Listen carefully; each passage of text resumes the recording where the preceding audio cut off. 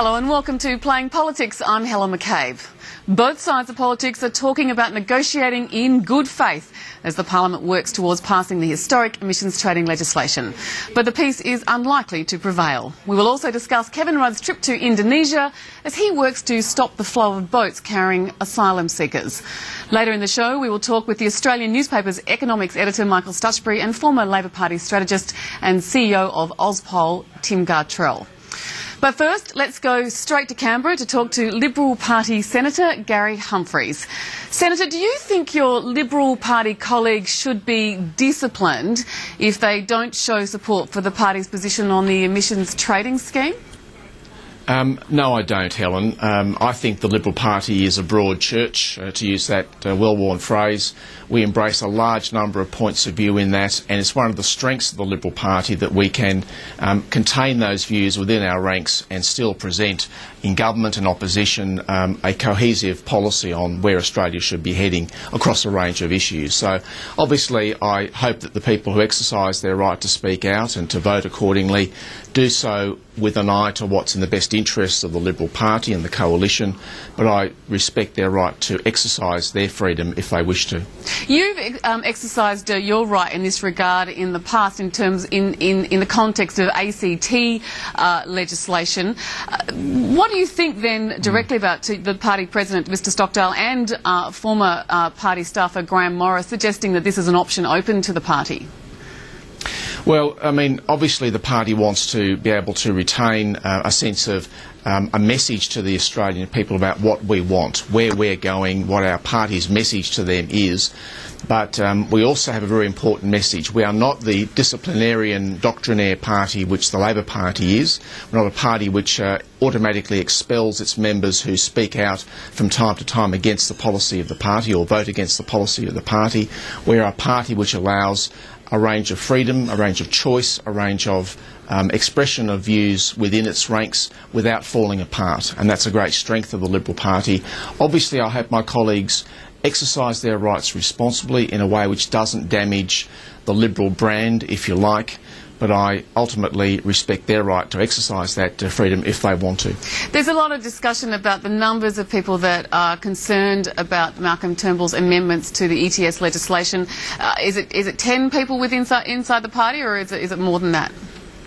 Well, I haven't tried to count the number of people. There are a few people who don't think that we should try and fix what's basically a very bad emissions trading scheme. The view, though, of the majority of members of the Joint Party Room is that we should be at that table negotiating.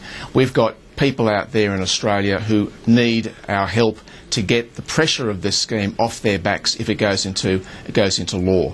People like farmers who are badly affected by the changes that are being made. We want to make sure households don't pay higher electricity prices than they need to at this point in time. We want to protect small businesses that are being hard hit by the government scheme. All of those people deserve someone to champion their position during these negotiations, and that's the role the coalition is taking on by virtue of being at that negotiating table.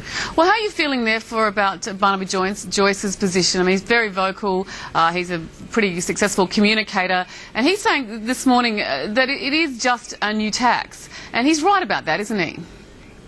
Well, there's no doubting that we need to increase pressure on people who make major emissions in Australia, like coal-fired power stations, to reduce the level of their emissions so that we are able to wind back the size of Australia's contribution to the climate change problem. That does entail some costs. It does, in a sense, have the features of a tax. We accept that. We've got to do something about this in order to make an effect at the end of the day on people's behaviour in a marketplace when they purchase power and things like that. But to suggest that we can go through this period of adjusting our impact on the climate without some pain of that sort is unrealistic. So if Barnaby has a view that we can somehow adjust to a new reality in the world, to need to wind back on our emissions without any pain, good luck to him. I don't agree with him. I think we need to work towards getting an outcome which is as little painful to the Australian people as we can while we're meeting our obligations to deal with the world's climate problems. Senator, can I move on to asylum seekers? And on AM Agenda this morning I watched one of your colleagues, Stephen Chibo, talk about the fact that Australia is being swamped. He used the word swamped by boats. Is that what's happening? Well, I think 41 new boat arrivals since August last year suggests that we are dealing with a problem which is very substantial and it needs to be addressed. Even if you don't agree that we should have tough border policies, you should surely agree that stopping a tide of people coming across the sea in dangerously small boats at risk to their lives that's a step Australia needs to take to stop. We can't afford to have this kind of practice going on. We need an orderly, structured humanitarian migration program, and we're not getting that with what the Rudd government's put in place. But what about the language that's been used in this debate? On the one hand, we've got a Liberal Party politician saying we're being swamped by boats. On the other hand, we've got the Labor Party Prime Minister saying that the traffickers are the vilest creatures on earth. Do you share any concerns that the rhetoric is kind of getting over the top in regards to this debate at the moment? The rhetoric's a concern. We need to bear in mind we're talking about human beings, but we also need to be clear that those human beings are being exploited by people about whom you could say almost nothing that was over the top. These are the people smugglers who are basically bringing these people for profit from Indonesia at great risk to those people's lives to reach Australian waters. The highest priority of government policy in all of this ought to be to stop that trade. And frankly, I think the settings that the Rudd government has put in place since August of last year are basically sending a bright green light across the water to say, come on down, it's okay. If you get to Australian waters, you are likely to get a visa and be able to stay here. And that's the wrong signal if it encourages this vile practice of people smuggling. But Kevin Rudd's doing the right thing at the moment by being in Indonesia and discussing the problem with the Indonesians directly?